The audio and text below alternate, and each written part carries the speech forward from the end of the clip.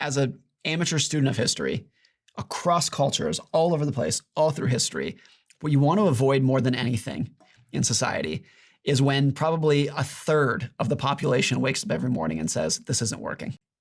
That's the point at which it's going to collapse from there, is when enough people wake up in the morning and just have this feeling of like, whatever this is, it's not working out for me. You want to avoid that part. Look, I tend to be a free markets guy. I'm a capitalist. I think people should be able to become very wealthy, et cetera, et cetera. You also don't want to get to a point where people become so wealthy that a big chunk of society just wakes up every morning and says, fuck this. This is not going to work out for me. And I think we're either there or precariously close to there in a lot of areas in the world. Social media, that's always been the case. And social media makes it 100 times worse than it's ever been. Like, eye to eye, the vast majority of people get along and get together. But social media has turned all of life into road rage.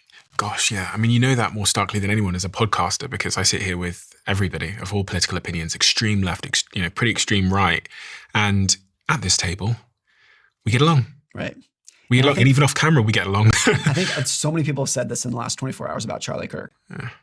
One of the most common phrases I've heard was, I didn't agree with everything he said, but at least he was brave enough to have a conversation with people who he disagreed with. That was what he did, by and large, was going into schools and being like, I know you disagree with me, let's talk.